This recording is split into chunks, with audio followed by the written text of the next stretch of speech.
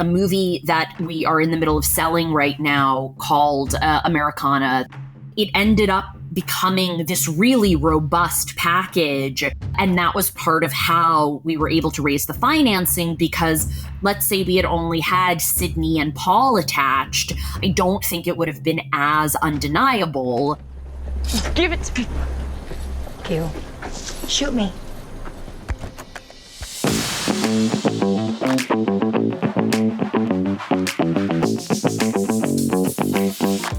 Hi, and welcome back to Industry Insiders. I'm Brandon Knight. Today, we're speaking with producer Alex Sachs. Alex, would you like to introduce yourself? Sure. My name is Alex Sachs. I'm a film producer. I have produced movies like The Florida Project and the recent Jennifer Lawrence comedy No Hard Feelings. I have a movie in post right now called It Ends With Us, starring Blake Lively, based on Colleen Hoover's book. I come from the world of film and only film. Since I graduated from college, I started off as an assistant to a high-level studio producer in film and TV, and then I sort of migrated to the independent film side and worked for a young indie producer who had spent time before he was producing as a finance agent at CAA. And that was how I myself migrated into the world of finance and packaging at one of the major agencies. I was an agent at ICM Partners for 4 years. And that brought me to what I've been doing since for about 7 or 8 years, which is creative producing lots of different movies. Now, for those of us that don't know, could you briefly describe the role of a producer during the development process? Yeah. So my role in the development process as a producer can look differently depending on the project and when it comes to me. Also, different producers develop differently. Some people, like me, are really hands-on from the jump, and sometimes that can mean writers or an actor or a director brings me an idea, and we actually do as much as breaking the story together, which was what I did on No Hard Feelings. Then there's something that can happen where a writer or a director finishes a completed script and brings it to a producer. And in those cases, sometimes the script needs a lot of development work, sometimes, and these are rare, experiences, but sometimes they don't need much development, which is amazing because it's just much less heavy lifting. And frankly, it's always nice to read a screenplay that's kind of already singing. And I'll, usually we'll give some notes, especially if we need to find a director or if the writer is also directing. There may be things visually that I think need to be more on the page, or just maybe some things that need to be tweaked. But there's also a difference between developing things speculatively, which is a lot of what I do because I have a good track record for getting things made. So writers and directors trust me to guide a process that ultimately leads to the film becoming a film, not, a stack of 120 pages of paper. And but what a lot of people do, because understandably, while producers always perform services speculatively, writers have the luxury of sometimes being able to get paid for what they write up front. And so sometimes I'll have a writer bring me an idea, and from the jump, I will know that what we're developing is really a pitch to take out to studios and financiers, because he or she is not sitting on a large pile of cash from their last sale. But it's different for every writer. There are a lot of writers that I work with that really love writing on spec without intrusion from studios and thoughts about marketing, etc. And then there are other people who want to get paid for their work, and they do want to develop something with marketing and studio thought processes in mind. So it can look all those different ways. And how would you define development? To me, development means working on the script pretty purely. I think preparing something for financiers these days also includes an element of packaging, which really is where you combine development, which is the pure creative side of the script mechanics and making sure that there's a story there and a clear vision, hopefully from a director that's attached. If a director is not the person who wrote the script or didn't come in tandem with the writer, then what you'll likely want to do before going out for financing is, or what I like to do most of the time, is package. So that can include putting a director on. It also a lot of times includes putting cast on. Most of the movies that I make, I put talent on before I take it out to the marketplace. It just sets you up for success and more leverage in deal making across the board. It's also operating on the indie side predominantly for most of my producing career thus far. You really need those value attachments to get independent financiers interested in writing you a check for your movie. Now, a lot of your previous work is based on books. Could you walk us through the process of obtaining the film rights to a book? Okay, so in terms of obtaining IP as a producer and filmmaker, there's a few different ways that it can work, and there's a few different ways I've done a handful of book to film adaptations. Some of them I have been involved at from the very early obtaining of the option of a book or an article. Others, movies like Chemical Hearts, movies like Wildlife, another party, whether it was the writer or director, him or herself, or another company, obtained those rights first. And I was brought on secondarily when there was more of an idea or a script already in place. And then I do guide that process. Chemical Hearts, we ended up selling to Amazon. They took over that option purchase, but I was not there when someone read the book and said, oh, I think this could be a movie. One of the films that I did where I was there from the inception was for a movie called The Glorias, which was a biopic on Gloria Steinem that Julie Taymor co-wrote with a playwright named Sarah Rule and directed. It came out in the fall of 2020 amidst COVID, so it was sort of dropped on Amazon and frankly didn't really live the life that we had hoped for it. But in terms of optioning that material initially, the way that happened was Julie Taymor's agent at WME at the time had basically asked me if I was a fan of the book, which had already come out, Gloria Steinem's My Life on the Road, which is sort of her memoir about how she grew up as a bit of a nomad and has continued to be one for the majority of her life, sort of following in the footsteps of her father. And I was asked, would you be interested in this book? And ironically, I actually had the book on my nightstand. It was like my next read. So of course, look, I was a huge fan of Gloria's and Julie Taymor. So when the agent asked the question, I was like, yeah, duh. And so luckily my company at the time had financing. And so what we did was I read the book, obviously, and it, confirmed what I thought it would, which was that I loved it and I loved the story. And I went to meet with Julie and I heard her take on what the adaptation could be and what she would want the film to be. And so we, having cash and financing at the time, made an offer to option the rights to Gloria's book agent. And luckily, and this is not always the case, it was a very friendly, easy negotiation because Gloria trusted Julie. We were coming arm in arm with Julie. So it was kind of already a done deal. Sometimes these things can get really complicated and they can be really competitive. And not only does that drive the price up of the material, which can be great for the writer, but it can also become a burden on the production and ultimately the movie ever getting made. When someone buys a book in a competitive auction for $4 million, that goes to the budget, and that's quite a chunk just for the underlying rights. The underlying rights should usually be about 2.5% of a total budget. So extrapolate that out and your budget would be pretty big.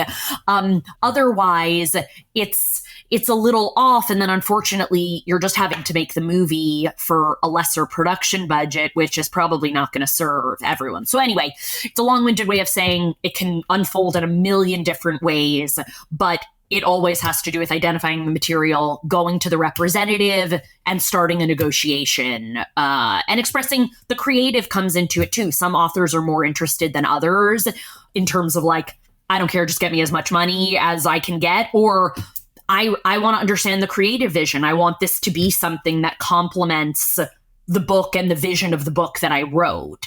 Whereas, like I said, others don't care. And they'll just take the check, which good for them. And does the selling party have an option to become a part of the creative team in that initial negotiation? Yes, they can. They can come in and ask for, an EP credit and to have consultation on certain things. It's interesting though, because all of that stuff you can put in a contract, but the reality is the only way it works is really in practice if the parties like one another and actually value and respect one another, because you can negotiate. And that comes into the like why you should sometimes take the meeting and hear the creative vision. If you care, if you're like, I don't ever want to hear about this book again, then it doesn't matter. But if you do, getting to know the people who are buying it and are going to shepherd it, expressing that you want to know how it's going as it's going. And is that something that the filmmakers are going to be comfortable keeping you in the loop on?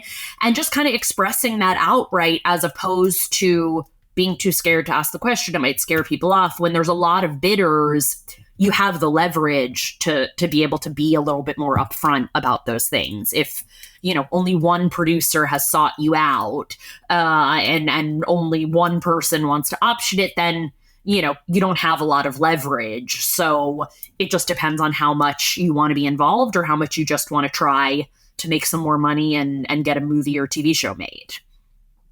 Now, I wanted to talk about packaging a little bit. Could you give us an example from one of your previous projects that you put together as a package and how that works? Sure. So packaging is one of the big pieces of the work that I do. Like I mentioned earlier, I like to package movies before I take them out to the market. It gives us more leverage. It increases the value of the package, and depending on how the underlying material came to me. If the writer is the director, great, easy. If it's just a writer, then we have to find a director first, because that's the vision for the movie, or that's typically what I like to do.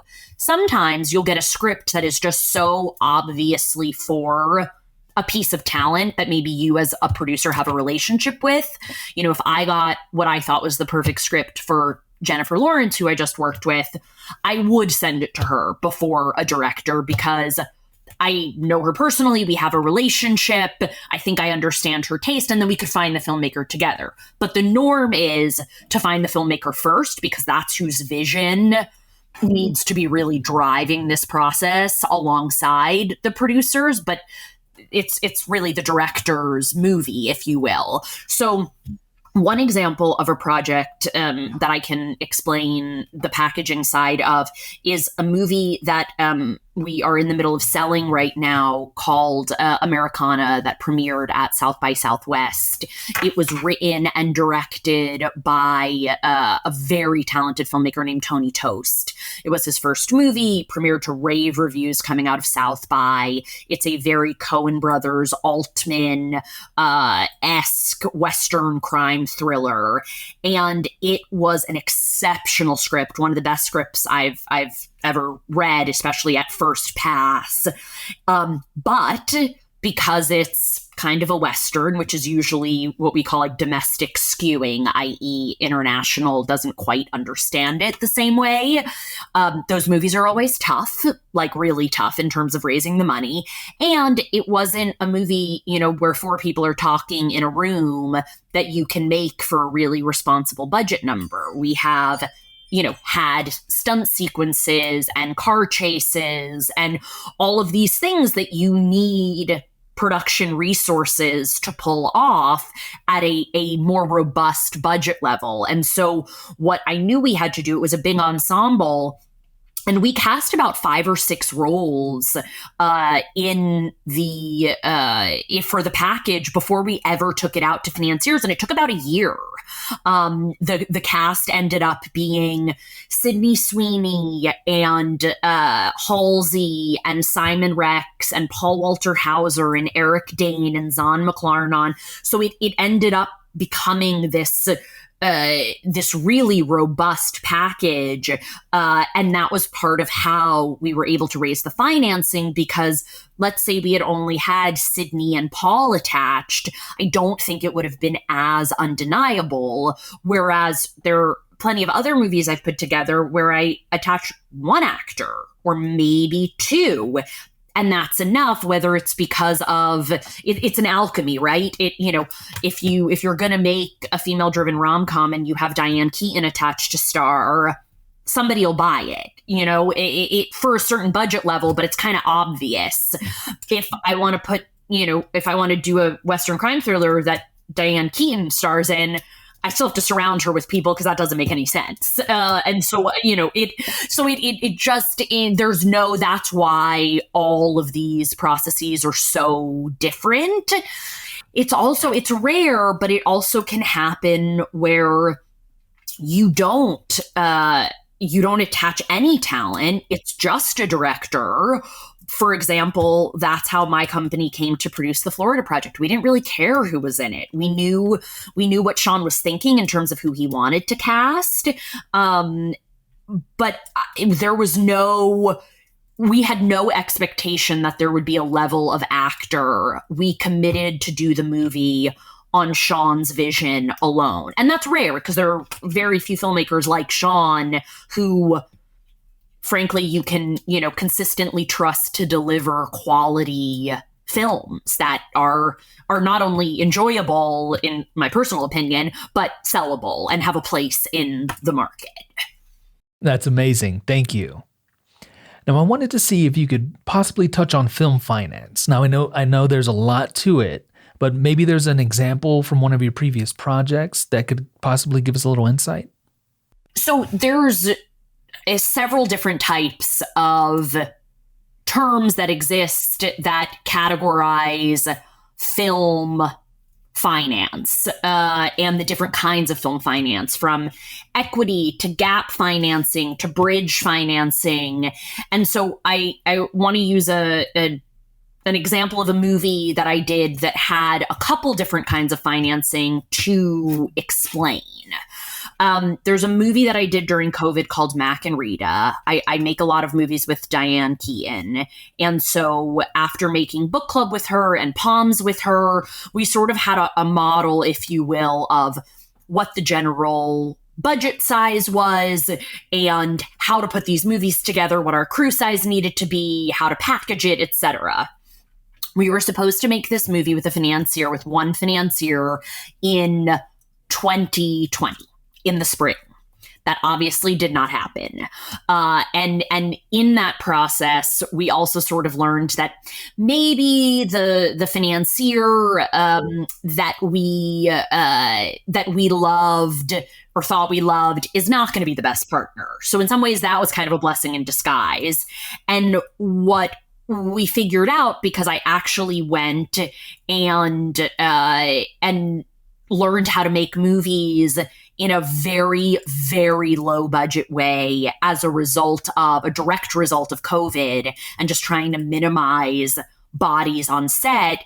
I made a bunch of these low budget movies at the end of 2020, which allowed me to look at book club as a model and figure out how I could COVIDize it, if you will, make it with the same scope and size, but with a lot less people and a lot less resources. One, just because raising money got harder in COVID for obvious reasons, and B, because my cast included a lot of women over the age of 65 who were at extreme high risk for contracting and then getting very sick with this, this disease. So basically, we completely scrapped the financing. We did a budget that was as low as we possibly could get it. Let's use a round number, which is not what it really was, but it'll keep it easy. We needed $5 million to make the movie, as opposed to upwards of 15, which was what we made Book Club and Palms and some of these other movies for. The way that it started was, look, you send this out to all financiers in town, people that have companies and do this for a living, along with random high net worth individuals that I've worked with, agents on the project had worked with. We kind of papered the town and we started to get some interest. Look, the goal is always you get one equity financier, which means it's someone who is literally just writing you a cash check. It's easy, it's simple. Like, that is the goal of indie financing. That's the easiest way to do it. Less partners, etc. Sometimes you'll get 3 people that want to write equal value checks, which is what we call, you treat them as pari passu investors. So the money has the same value, the same weight, they get returned the same way. Sometimes if they do different amounts, then they get proportionally the same kind of return, but the way the money is being treated is the premiums are the same and everything. So we were able to raise on that movie, I believe it was about $3 million in equity of that 5. So then I had a gap of $2 million. You can do this a couple different ways, and it depends on where you're shooting. So I only had 3, I needed 5. We did not do this. I could have brought the movie, for example, and said, we're doing it in Atlanta, because I'm going to have a tax credit of $1 million and I will get a loan to fund that tax credit value amount. Maybe that'll cover me another $1 million. So now my gap is only $1 million, which is significantly easier. That is not what we did for Mac and Rita. Because of COVID, we wanted to stay in LA. So I had to find a $2 million gap. What we ended up doing with the acceptance and embrace of our equity financiers, we found a bigger lender financier who liked to lend the gap as basically last money in, first money out. Now, sometimes that amount can be against worldwide rights. So when you go to sell the movie, the first $2 million that come back plus a premium would go to that lender. Sometimes the financing can get a little trickier, and there are different reasons for this, but sometimes it's last money in, first money out against domestic only, because maybe they think the equity investors think there's a lot of foreign value and they want to make sure that they're getting money back as well. In this case, we did the simpler of the two, which was we took $2 million from one person against worldwide rights. The equity investors agreed to it. Now, a gap lender does not end up getting anything more than their premium and expenses covered when it's all said and done. Equity investors own part of the movie. In independent film, the base, the norm, is that the creative pool, which includes actors, writer, director, producers, even crew sometimes, own 50% of the movie. And the equity investors own the other 50% of the movie. And so the reason why this is important is because an investor can put $3 million into a $5 million movie, but own half of that $5 million movie because the gap financier does not get any equity because of how their money is being treated and the fact that it's less risky. They don't get ownership of it. They just get their premium, like a bank, basically. But there's a lot of investors that exist now that would rather do those types of less risky investments as as something, as an alternate to some of these institutional lenders, Co-America, Bank of America. There's plenty, just because it's a lot of paperwork and you pay a lot in lawyers' fees, that you don't necessarily have to do if you use just one of these other random entertainment lenders that aren't a bank. So then the last kind of lending, which we did not have to accept or do on this, luckily, but I have had to do on other movies, is sometimes you put this whole finance plan in place, but the nature of financing on movies sometimes is that people say they have money and they don't. So you may make a capital call, which is when you call on your investors to fund by a certain date based on a cash flow and budget that you provide them and they approve. And they can't make the capital call for whatever reason. And so then sometimes what you have to go out and do is, and get what we call is a bridge lender, which is really bad because bridge money is very expensive. It's money that they know you're desperate for, that you need for a very short amount of time, and they're going to charge you for it. Now, money, including lender money, like anything around money and economics, has to do with how competitive the market is. If money is expensive, then your money for film finance is going to be even more expensive. If money is cheap in the world, which it is not right now, then you may be able to get a bank to loan your tax credit or your gap at, 2% or at 3 or 4%. Right now, we're not living in those times anymore, unfortunately. So you're likely, a bridge, it could be up to 20%, unfortunately, which is the premium that an equity investor gets. And the reason why you won't think that it's 20%, but what they do is it's fees on top of fees on top of fees. So upfront, you're like, oh, this doesn't seem like that much. And then you tally it, because I've had that happen to clients when I was an agent and investors, which is like, they were like, well, they said it's, it's only 10%. And that's great. And it's like, okay, well, but it's 10% on the money. And then it's another 5% on the expenses or whatever it is. And when it's all said and done, you're like, wow, if I calculate this out, this is more like 18% than the 8% that I thought it was. So this is where really understanding the finance side helps. And it's why the finance agents in the industry that exist, and there are not many, literally at any given time, there's probably less than 30. And then there's the people that used to do it like me, but it's a very small group of people that know like the real intricacies of how this works, which is why, look, studio producers don't ever have to think about this stuff. This is so not a part of creative producing as it's traditionally known. This is something that came to be a necessity when people started making more and more independent movies and structuring financing and, just wanting to figure out how to do things outside the system. Wow, that was so much great information. Thank you so much. I know here's the thing. It's so not rocket science, but even when I was first learning it, it was funny enough. It was my ex-boyfriend at the time, had to sit me down and draw out what a waterfall was and show me the order I for whatever reason, I couldn't wrap my head around it. And then as soon as I did, it's like drinking water ever since. It's so easy. Yeah. Now, could you also touch on product placement and possibly give us an example from your previous work?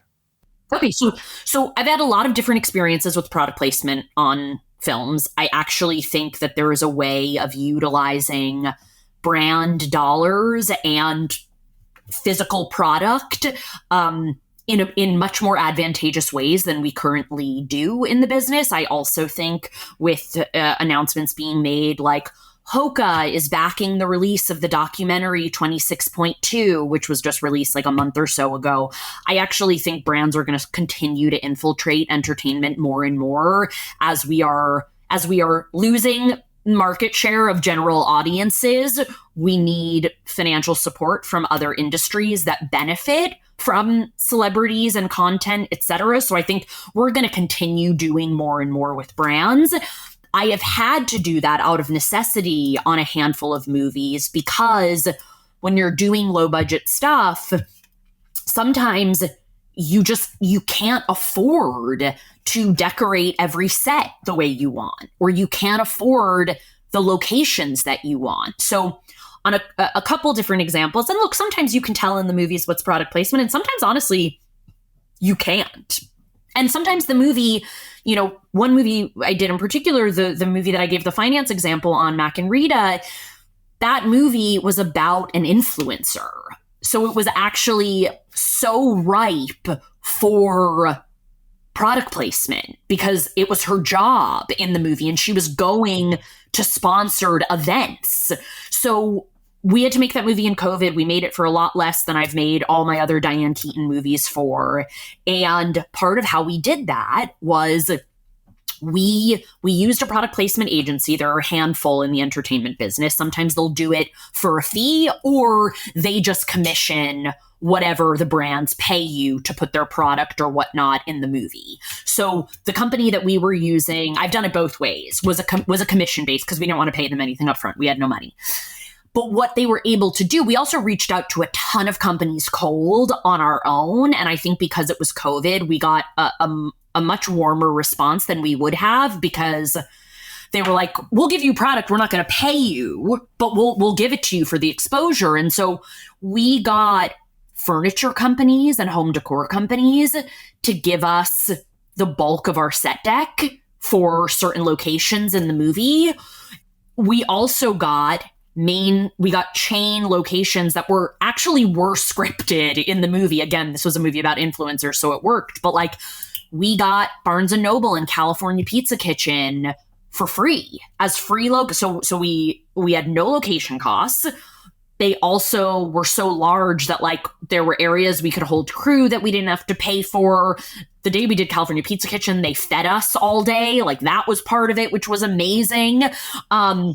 And so there were all these things that we were trying to take advantage of so that we just didn't have to be out more cash because we didn't have it. And then there was also the fact that I think we ended up getting on that movie, and the budget was pretty low, but upwards of $300,000 or $400,000 cash.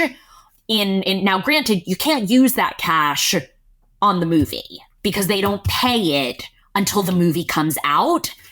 And it's been delivered to them in that yes, it is out in theaters and you see the 3 shots of California Pizza Kitchen's logo in the movie. So it's a return to your investors on the indie side as opposed to money that you can really use for production. But it was something that we did, we early on we started it so early that we were able to say to our investors, these are deals and offers we already have in hand. This money will return. It just won't be until we sell it and it comes out.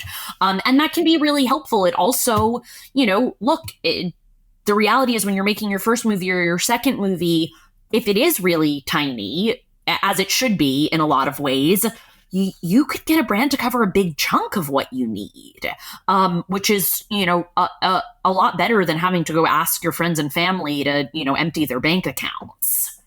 No, absolutely. I can see how there could be so many options that people might not even realize are available to them. Cars are big ones. They always pay. Now, I wanted to see if you could tell us a little bit about your experience with film markets and how they work. So my experience with film markets has been robust because I was a film finance agent, and those markets, 4 times a year or so, are really kind of the bedrock of our jobs because it's where we sell. It's where we sell the product that we not make, but curate, because we're not the filmmakers. It's where we can announce a package for the first time, a script, a director with cast attached, and get interest from foreign sales agents who then we represented domestic as ICM partners, and that's what CAA does, and UTA and WME.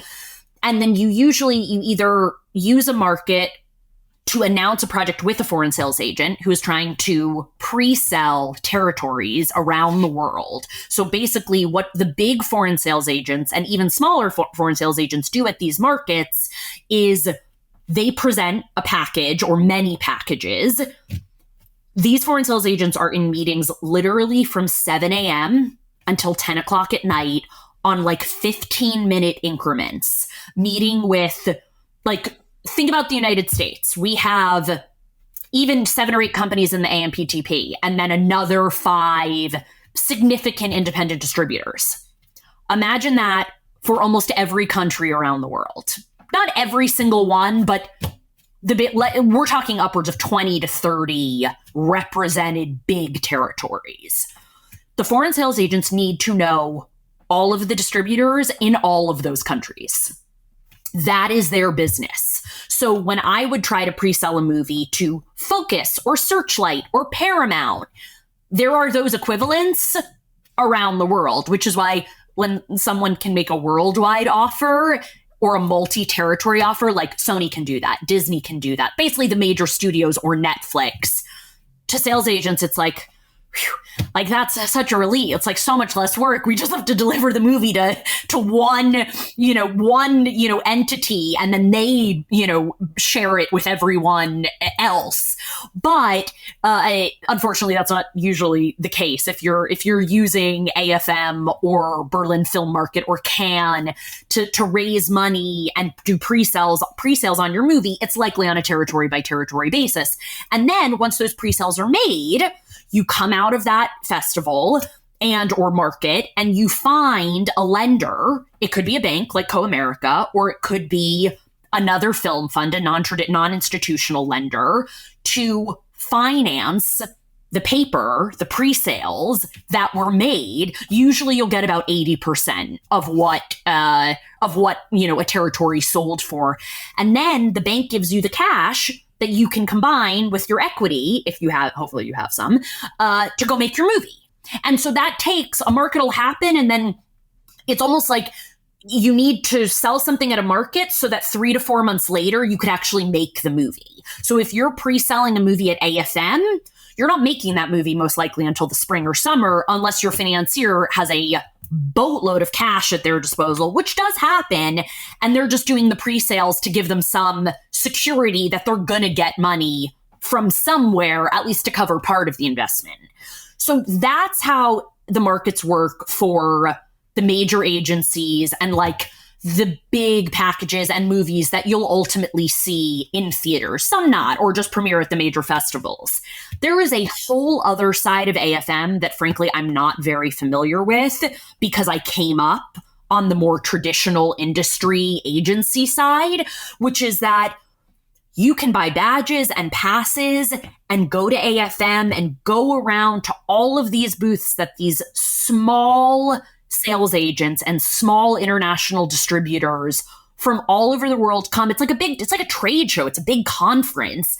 And you can bring, if you have a script, if you have materials, and you go in and you network, you meet as many people as possible and tell them about what you want to do in the hopes that someone might want to sell it or give you money for it. Or, there's a lot of filmmakers, and this was more common about 20 years ago, but the Jim Jarmushes of the world, some of the auteurs that we really, know by name now, for many years, they were getting their movies made off of international pre-sales. So Le Pacte is a French distributor that's very sophisticated, always has a lot of movies in Cannes every year, great taste, wonderful independent distributor.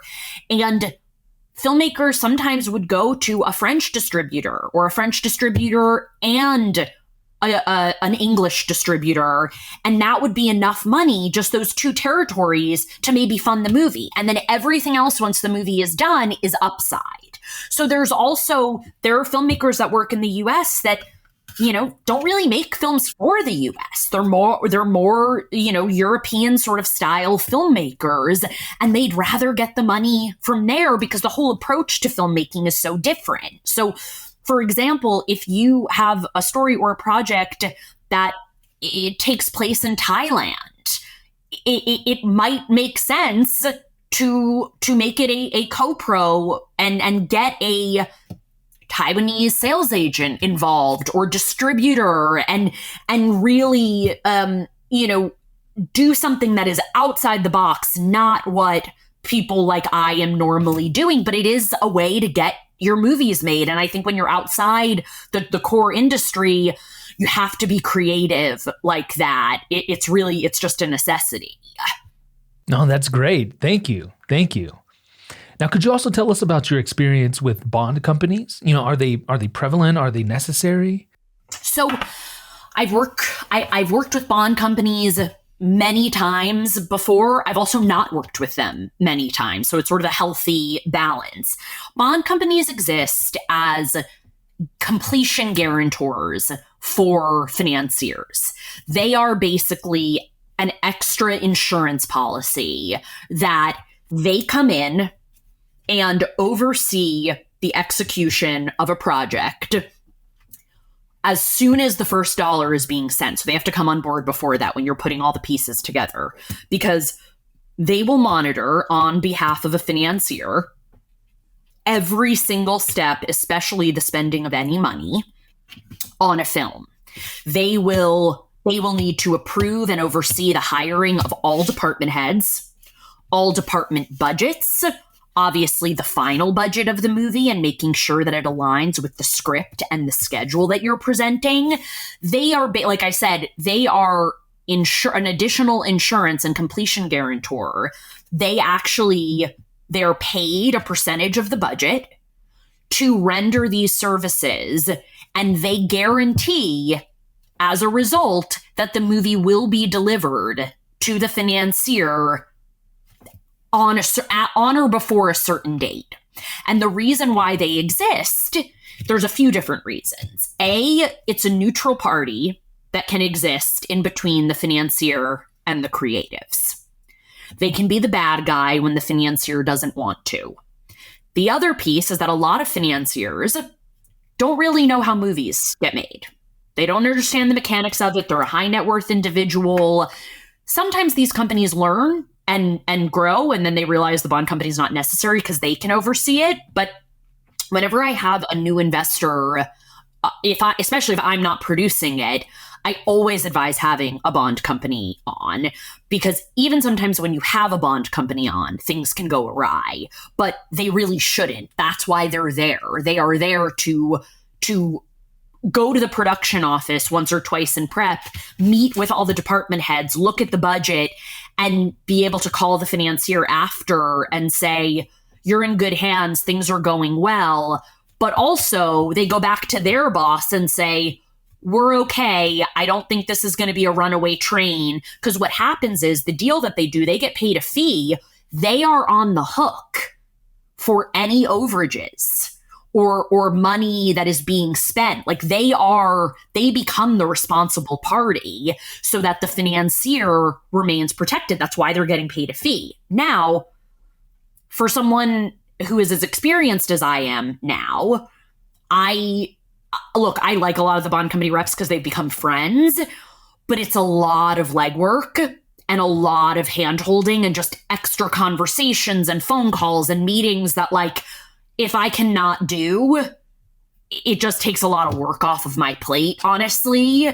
And because I tend to bring movies in under budget or on budget, and I have a reputation for making films well for the most part, I'm able to get away sometimes without having a bond company rep with certain investors.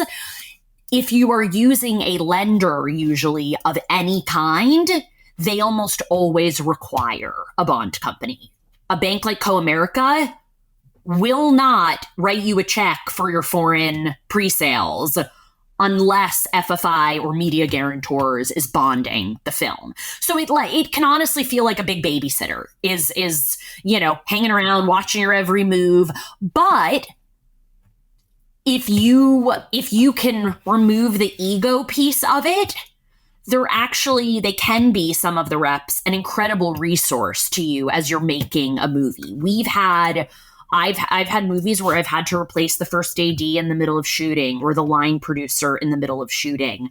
And whether the bond company is on the movie or not, those are the people that I call for recommendations about good line producers and good accountants and good ADs who like can run a set and can have impressed a bond company before, which is not the easiest thing to do. And so there's a lot of expertise and value that they bring if you're willing to use it and not just look at them as like the annoyance that most people think they are.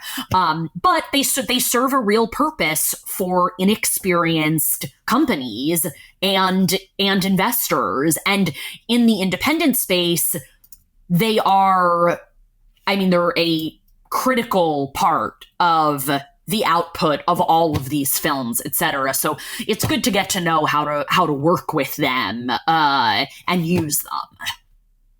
Could you also talk about deferred payment and how that could also possibly help someone get a movie across the line? So my experience with deferred compensation is a little different than probably most people's, because since I started producing completely on my own, this is really on the independents. The studios can make all their own deals and I'm much less involved. That's just how the difference between studio producers and indie producers. But on indies, when I'm spearheading the deal making alongside production, legal, and the financier, or when I used to be the financier, I did not allow deferments of any kind. They were just not something that we as a company did. And the reason why is because I find more often than not, look, these independent movies that we do, which I love, they don't make anyone a lot of money. And so the needless over negotiation that happens when you start considering things like box office bonuses and deferments for a $3 million movie that you'll be lucky to sell out of Sundance if it even gets in, just seems like ridiculous overindulgence, frankly, waste of everyone's time. So my model, which has been successful for participants, but also just made things much less painful, I think, for everyone across the board is, and I can do that now. When I was a younger producer, it was a little more daunting. Now everyone just knows this is how I work, so it's not even really a conversation.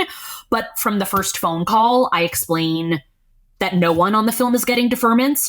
The producers aren't, the writers aren't, the directors aren't. That we're making a low budget movie and everyone is being compensated according to their involvement and role, as well as their value outside the marketplace. So if a massive actor wants to do a little indie movie and I can only pay them scale because the budget is $2 or $3 million. Now, granted, they're likely considering this because the material is excellent.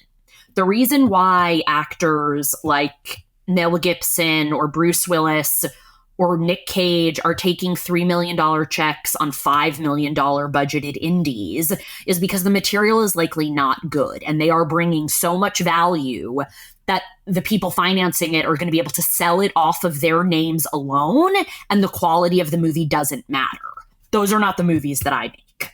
When I'm sending out a piece of material, and this wasn't as much at the beginning because I had just started doing it, but now agents read it right away. Talent reads it because they look at the movies I've made and they're good and they're great for actors.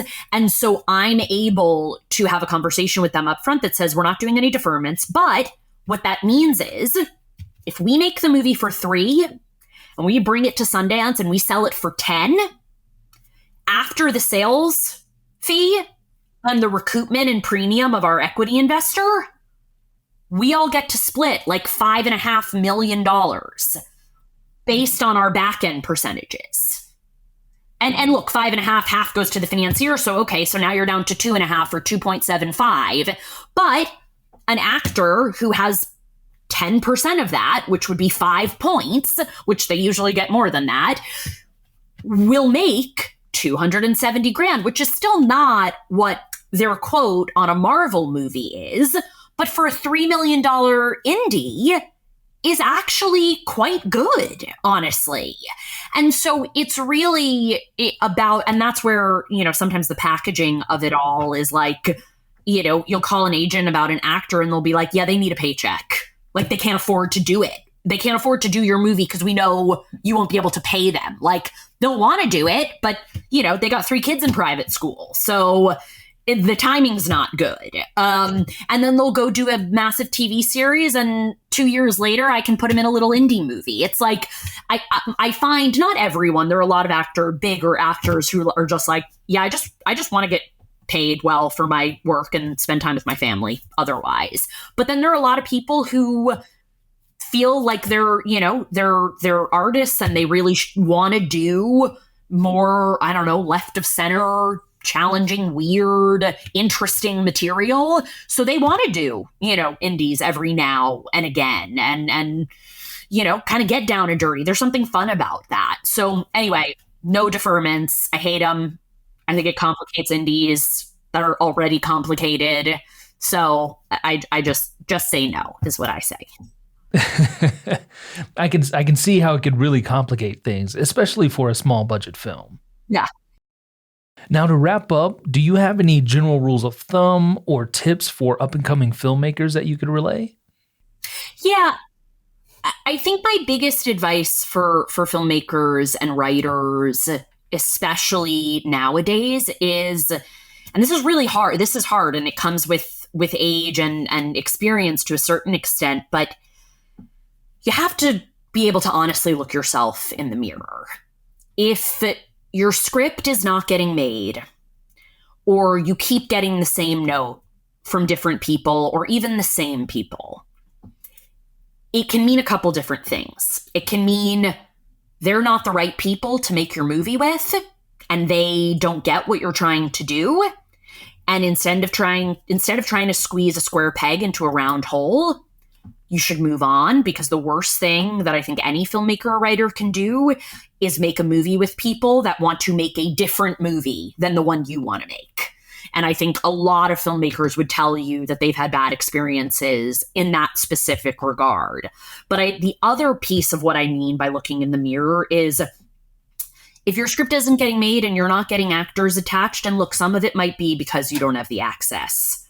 But I've been in this business long enough, and I have watched enough lawyers from middle of nowhere Indiana become highly paid screenwriters because they wrote one spec that was truly excellent, that got circulated by one manager in town who read the unsolicited submission, found it, thought it was amazing, and everybody else read it and agreed. It is to say, if it's not getting made and it's not getting traction, it's probably because it's not good enough. And that means you have to keep working on it. And you might not know where to get better feedback, etc., but that some of the better scripts that I have turned into movies have taken the writers years upon years to create. And maybe only 2 of those years were they actually typing words. The other 5 years, they were just thinking about it. And so I think it is extraordinarily underestimated in our free market capitalist society that great creative works take time. Sometimes they come to you fast and furiously, and you can spit out a screenplay, and that's a frickin' marvel. It really is. But for the most part, these things take years and years and days and weeks and months of pain and brainstorming and figuring it out, a smarter, a better way. The better movies that I've done have been ones where we're working on a script and we know it's objectively working, but it's not fresh. It's not really something we've never seen before. There's nothing provocative about it in good or bad ways. And look, maybe somebody will make it. And I guarantee those are the movies that end up on Netflix that are maybe number 1 for a week. And then everybody kind of forgets ever happened. And again, you can make a living that way. There's nothing wrong with that. I take those jobs sometimes because I need to pay my mortgage. But when you're making your first film and it's so hard to break in, it's also why I advise even young writers and directors, go take a damn assistant job. I cannot stress it enough, because I think the representation business is so upside down and everyone has too many clients and people aren't being properly serviced, that you have to understand part of the business if you really want to work in this business and maintain any level of sanity and like even false thoughts of control of your work. It just, not to mention, that's how you get a manager or an agent, because they're your friends. You lived in the trenches together for a year or two, and then go right. You need a day job anyway at first. So, and people don't want to hear that advice, but it confounds me that people don't do it more, because so many of the successful writers I now work with who are friends of mine started at agencies or as assistants to directors or writers or producers or actors. Any access point you can get, take. Wow, Alex, I can't thank you enough for being here today. You've given us so much great information. Anybody that watches this is going to be the better for it. So thank you so much. Be sure to check out Alex's most recent project, No Hard Feelings, streaming now on Netflix. And if you're looking for more interviews and deep dives into the StudioBinder software, be sure to like and subscribe to be notified when new videos are added. I'm Brandon with StudioBinder Academy. Thank you for watching, and we'll see you in the next one.